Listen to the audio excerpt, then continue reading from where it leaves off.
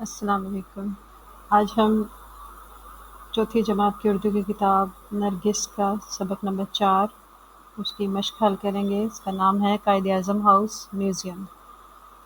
اس کے الفاظ معنی اور مشق حل کریں گے۔ کچھ مشکل الفاظ کے معنی ہیں: سنگم، جوڑ یا ساتھ، سستانے، آرام کرنے، بچھاڑ، بارش، نگراں، نگرانی کرنے والا، منتخب کیا، چن لیا، رقبہ، علاقہ یا زمین، معمار، تعمیر کرنے والا، دیدہ زیب، آنکھوں کو خوبصورت لگنے والی یا والا، قومی ورثہ، قوم کی ملکیت، زیر نگرانی، کسی کی نگرانی میں، مزین، سجا ہوا، نفیس، خوبصورت۔ درست جواب کے دائرے کو پینسل سے بھریے اور خالی جگہ میں لکھیے۔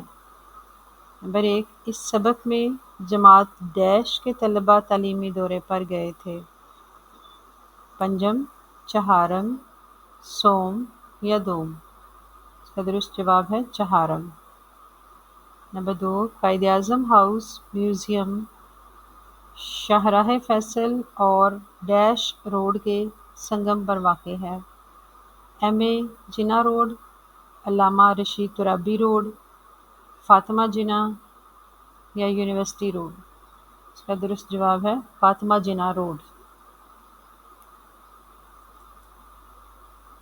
نمبر 3، نثار کی لکھائی ڈیش اور لکھنے کی رفتار تیز تھی۔ بری، خوش خط، بے ترتیب یا گندی؟ اس کی لکھائی خوش خط تھی۔ نمبر 4، میوزیم کی عمارت کے معمار ڈیش تھے۔ موسیٰ موساک، سہراب کاؤسجی، میئر کراچی یا برطانوی جرنیل؟ اس کا درست جواب ہے موسیٰ موساک۔ نمبر 5، بانی پاکستان قائد اعظم رحمۃ اللہ علیہ نے یہ دیدہ زیب عمارت سن ڈیش میں خریدی۔ سن 1943، سن 1934، سن 1990 یا سن 1947؟ اس کا درست جواب ہے سن 1943۔ خالی جگہوں کو درست الفاظ سے پر کیجیے۔ نمبر 1، بچوں نے عمارت کے باہر بنے ڈیش میں ناشتہ کیا۔ باغ میں ڈیش نے کاغذ قلم اٹھایا اور نثار کو دے دیا۔ مس نگہت نے۔ عمارت کا رقبہ ڈیش 1214 مربع گز ہے۔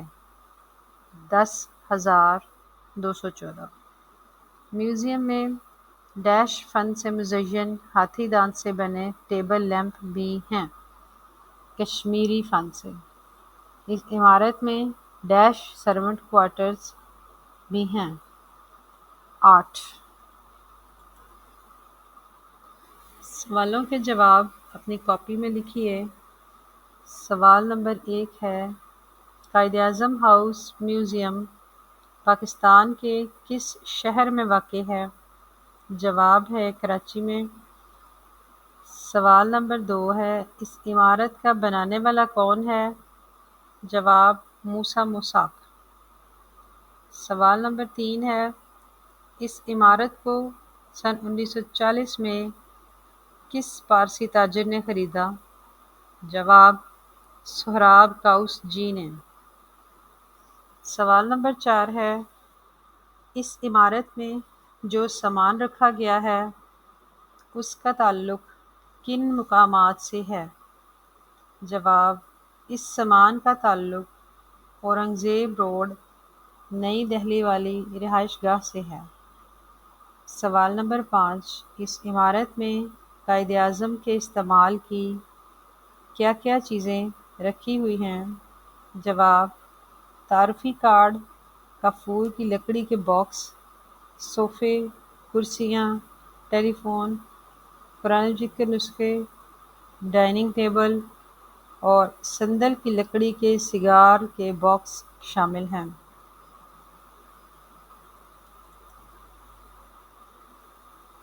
دیے گئے الفاظ کو اپنے جملوں میں استعمال کیجیے۔ چہل قدمی، چہل قدمی صحت کے لیے اچھی ہوتی ہے۔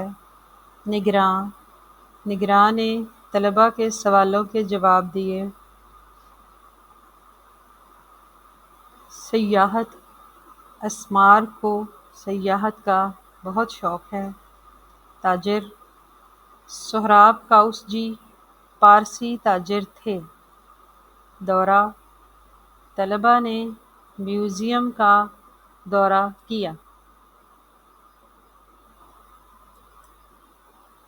قواعد، فعل ماضی وہ کام جو کر لیا گیا ہو فعل ماضی کہلاتا ہے۔ مثلاً ہم نے کھیلوں کے مقابلے میں حصہ لیا۔ فعل حال وہ کام جو کیا جا رہا ہو فعل حال کہلاتا ہے۔ مثلاً ابا جان بازار میں سودا خرید رہے ہیں۔ فعل مستقبل وہ کام جو ابھی ہوا نہ ہو فعل مستقبل کہلاتا ہے۔ مثلاً اتوار کو ہم نانی کے گھر جائیں گے۔ کچھ جملے ہیں سامنے۔ طلباء قائد اعظم ہاؤس میوزیم کا دورہ کر رہے تھے۔ طلباء اپنے اس دورے کے بارے میں ایک مضمون لکھیں گے۔ نثار کی لکھائی خوش خط اور لکھنے کی رفتار تیز ہے۔ مندرجہ بالا جملے درست زمانے، ماضی، حال، مستقبل کے سامنے لکھیے اور 3 نئے جملے خود بنا کر کاپی میں لکھیے۔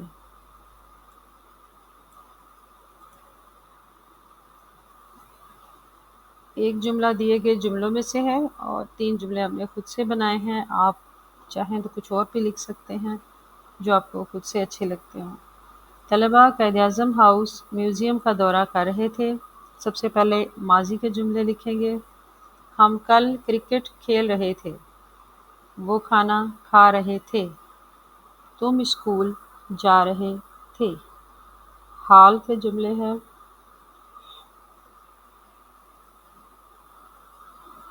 نثار کی لکھائی خوش خط اور لکھنے کی رفتار تیز ہے۔ اسمار خط لکھ رہا ہے۔ تم نظم پڑھ رہے ہو۔ احمد سائیکل چلا رہا ہے۔ مستقبل، طلباء اپنے اس دورے کے بارے میں ایک مضمون لکھیں گے۔ ہم اگلے ہفتے سیر پر جائیں گے۔ وہ فٹ بال کھیلیں گے۔ مدیحہ بینک جائے گی۔ حقیقی مذکر مؤنث بنانے کے قاعدے۔ مذکر کے آخری حرف کو نون سے بدلنے سے مؤنث بن جاتے ہیں۔ مثلاً مذکر ہے مالی اور اس کا مؤنث ہے مالن۔ اسی طرح سے ہم باقی مذکر سے مؤنث بنائیں گے۔ دھوبی، دھوبن۔ دلہا، دلہن۔ نائی، نائن۔ پڑوسی، پڑوسن۔ باورچی، باورچن۔ اللہ حافظ۔